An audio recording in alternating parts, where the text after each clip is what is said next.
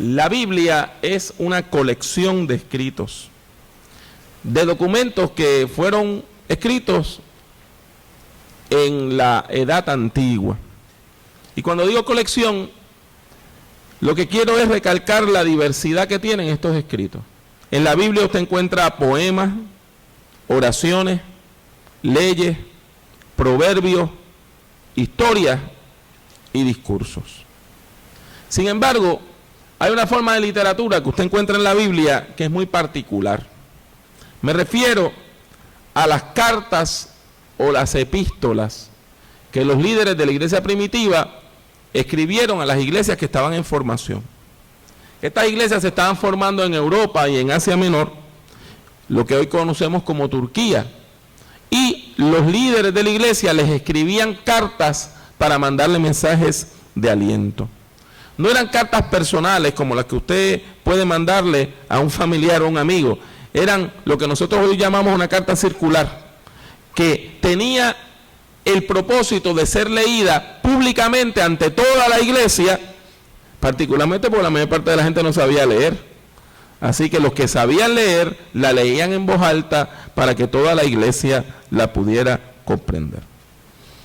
Las epístolas tenían el propósito de ofrecer consejo, cuidado y orientación pastoral a la distancia. Recuerden que en el mundo antiguo no habían modos de transporte rápido y tampoco habían telecomunicaciones. Lo que hoy usted resuelve con una llamada o subiéndose a su auto y guiando media hora, en el mundo antiguo era una empresa mayor. Por lo tanto, si no había mensaje de texto, ni teléfono, ni telégrafo, ni Twitter, ni Skype, lo que había eran cartas. Entonces, cuando llegaban los mensajes a los líderes de la iglesia, los apóstoles, ellos entonces iban escribiendo cartas y las enviaban. Y en esas cartas, usted encuentra un contenido muy complejo. Las cartas tienen oraciones, exhortaciones y hasta amonestaciones. Y eso está mezclado con momentos de saludo y también con algunos consejos. Ahora bien, en su base, todas las cartas tienen una estructura similar. Los apóstoles detectan que la iglesia tiene una necesidad o un problema. Y esa necesidad o problema pastoral, los líderes de la iglesia tratan de responder a ese problema. ¿Y cómo lo hacen? Bueno, con reflexión bíblica y teológica. Muchas veces citan partes del Antiguo Testamento, presentan ideas sobre la vida de Jesús, a veces hacen referencia a las enseñanzas de Jesús, y ahí le van explicando a la iglesia cuáles son las estrategias para bregar con ese problema. Por ejemplo, cuando usted va allá a la epístola a los Corintios, usted se encuentra que había un problemón dentro de la iglesia por la dieta, por la comida.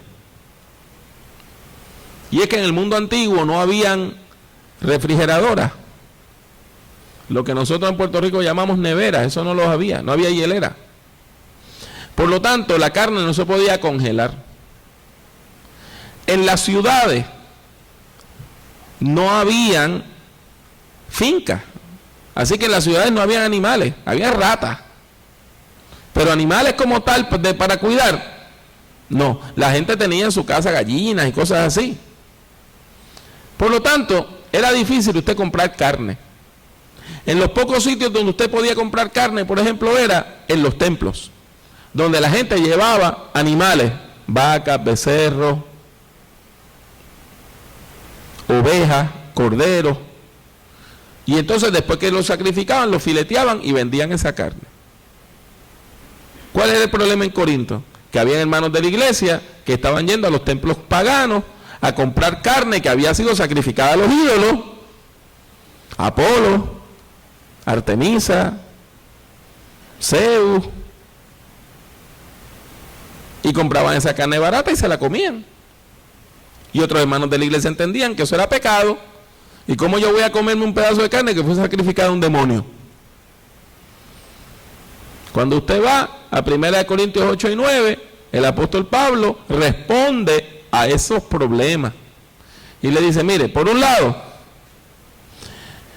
esos dioses no existen. Así que eso se lo sacrificaron al aire. Así que si usted se quiere comer ese pedacito de bistec, cómaselo.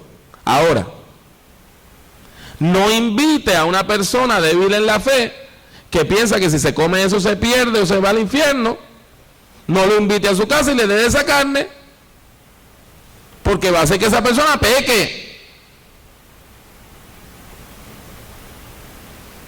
Por lo tanto, las cartas eran maneras de utilizar reflexión bíblica y teológica para bregar con los problemas de la iglesia.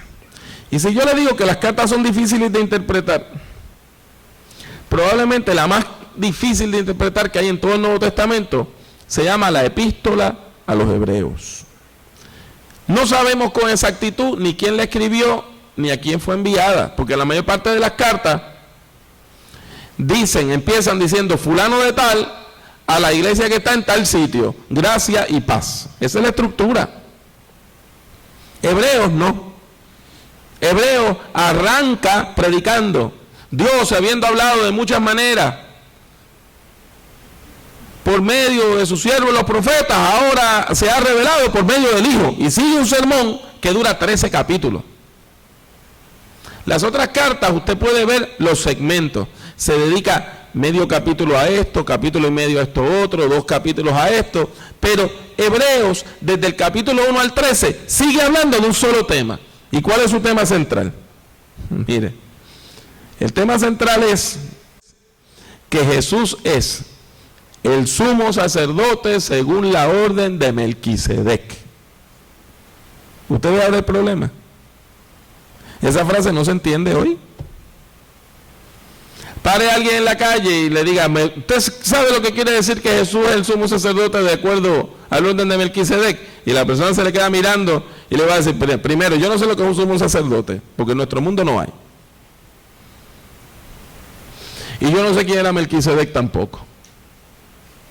Y aún nosotros, los que venimos a la iglesia, encontramos que en nuestro mundo ninguna de estas cosas son relevantes.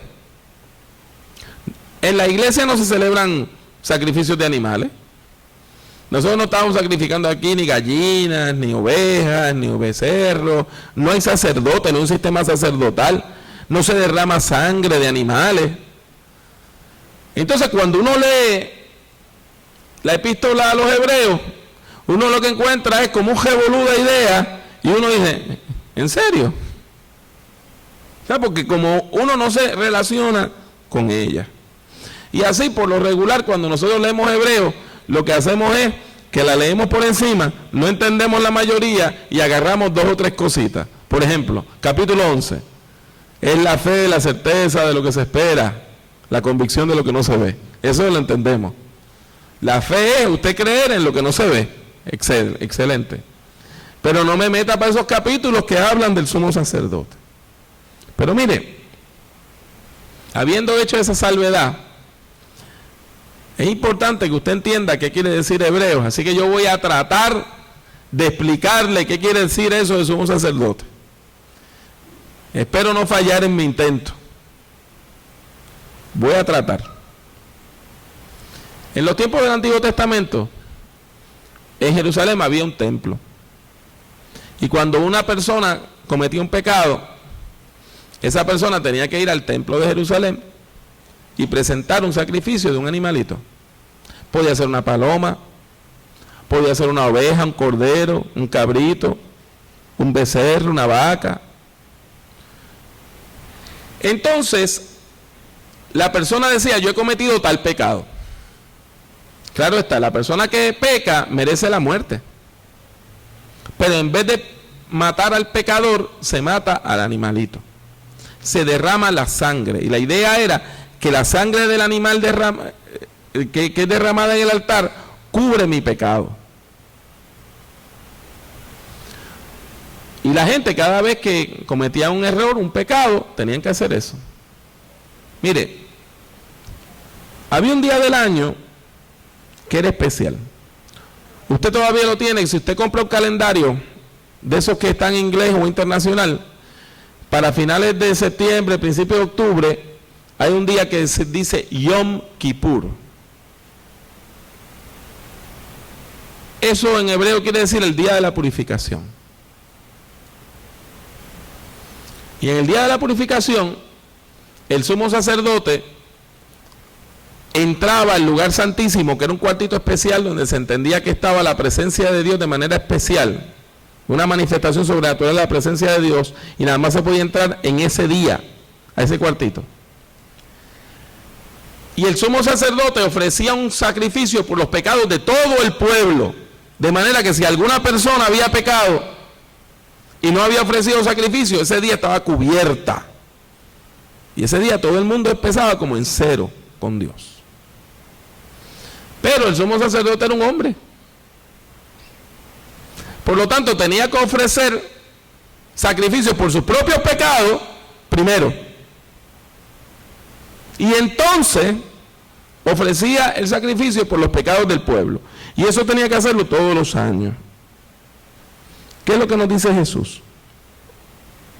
¿Qué es lo que nos dice Hebreos sobre Jesús? Hebreos nos dice que usted puede interpretar la muerte en la cruz de Jesús usando la interpretación del sacrificio del Antiguo Testamento. Como el sacerdote sacrificaba un animalito y derramaba su sangre para perdonar los pecados de otros, Jesús derramó su sangre para perdonar nuestros pecados. ¿Cuál es la diferencia? Que Jesús actúa tanto como la víctima, como el cordero del sacrificio, como el sumo sacerdote. El sacerdote perfecto que ofrece a la víctima perfecta, que es él mismo, y derrama su sangre una vez y para siempre. Y con eso se logra la salvación y el perdón de los pecados de toda la humanidad. Y usted me dirá, bueno, gracias por explicarme eso, pastor, pero todavía no entiendo eso de Melquisedec. Bueno, lo que pasa es que la mayor parte de los sacerdotes judíos venían de una tribu, la tribu de Leví. Y Jesús no venía de esa tribu. Entonces, ¿cómo se va a decir que le da sacerdote? Bueno, si usted va allá a Génesis 14, hay un hombre que se llama Melquisedec, que sale de yo no sé dónde, nadie dice, aparece de repente, Abraham va donde él hace la labor sacerdotal y Melquisedec desaparece. Y Hebreos va a decir que Jesús es sacerdote como era sacerdote Melquisedec.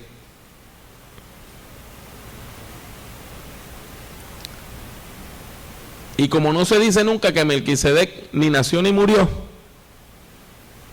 su sacrificio se entiende que es eterno y el sacrificio de Jesucristo es eterno.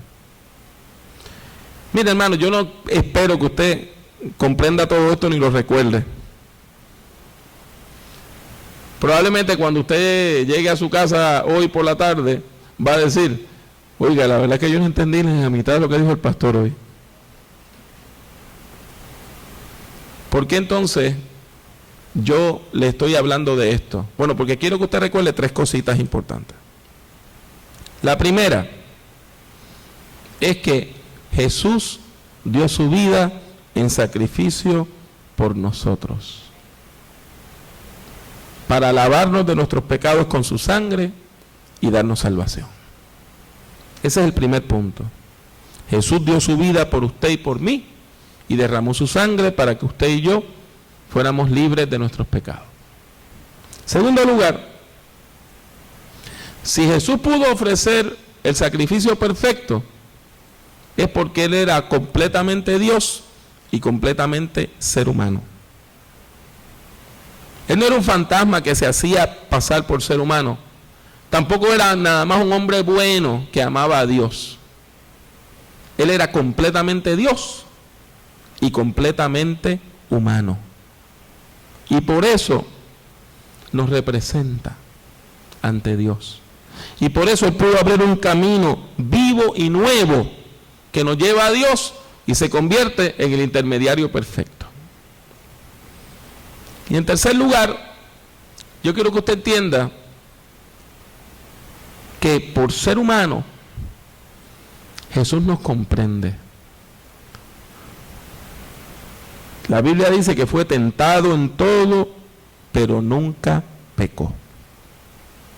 Hay personas que no creen eso, que la Biblia dice eso, que Jesús fue tentado en todo. Eso es lo que dice Hebreos 4:15. Mire cómo dice: no tenemos un sumo sacerdote que no pueda compadecerse de nuestras debilidades, sino uno que fue tentado en todo, según nuestra semejanza, pero sin pecado. Por eso es que nos puede representar. De acuerdo a Hebreos, todas las tentaciones que puede experimentar un ser humano, nuestro Señor Jesucristo las experimentó. Y usted me va a decir: todas, pastor, todas. La Biblia dice todas. Y yo sé que eso a nosotros se nos hace fuerte, porque en nuestra cultura uno utiliza la palabra tentación y sobre todo la relaciona ¿con qué? Con el sexo. ¿Cuántas novelas de televisión no se llaman La tentación de fulano? Pues entonces inmediatamente usted está diciendo que Jesús fue tentado hasta en su sexualidad. Eso es lo que dice la Biblia, que fue tentado en todo, pero no pecó. O sea, la buena noticia es que Jesús pudo vencer toda tentación, todas las tentaciones, todas. Y eso hace que cuando yo vaya a Dios en oración, el Señor me comprende. Porque todas las tentaciones que yo puedo experimentar como ser humano, Jesús las experimentó y las venció. Y su victoria es mi victoria. Y como Él venció, Él me puede a mí ayudar a vencer en el nombre de Jesucristo. ¿Qué tentaciones puede sufrir usted? ¿En qué área de la vida se relacionan?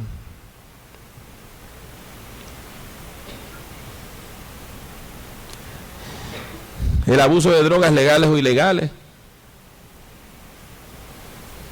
Se habla de la medicalización o la legalización de la droga. Muchas de las drogas que se están vendiendo hoy en la calle son legales. El Percocet, el Xanax son drogas legales y se están vendiendo en la calle ilegalmente. Y hay gente que se están volviendo adictas a ellas. El abuso de las bebidas alcohólicas y las sustancias embriagantes.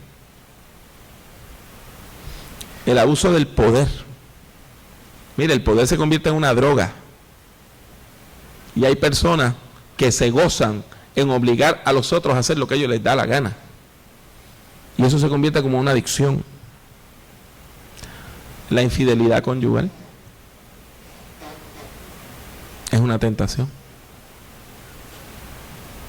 El robo y la malversación de fondos, el dinero, para mucha gente es una tremenda tentación. Gente buena que nunca se ha robado nada, de momento los ponen a administrar el chequecito del seguro social de los viejos, se lo roban. Es una tentación. El sexo irresponsable, las perversiones sexuales, lo que los sexólogos llaman las parafilias. Hay gente que le da con algo y se obsesionan con eso. Puede ser la pornografía, puede ser la violencia.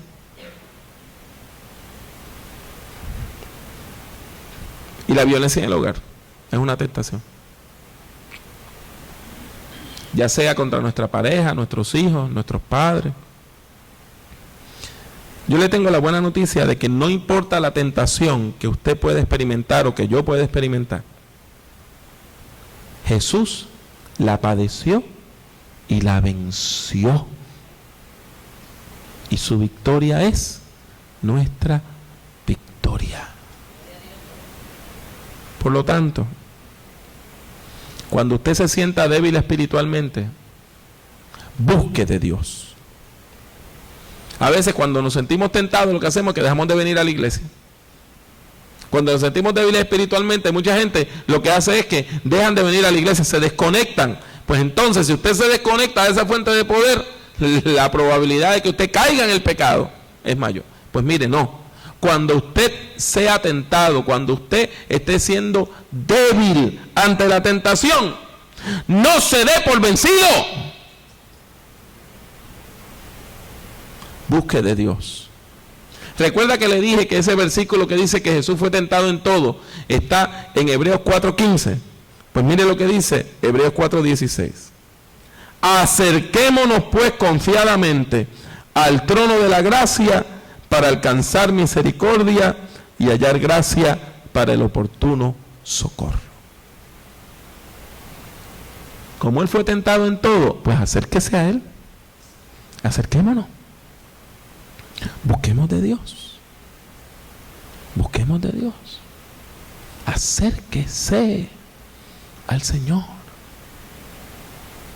En la hora mala, acérquese al Señor. En la hora difícil, acérquese al Señor.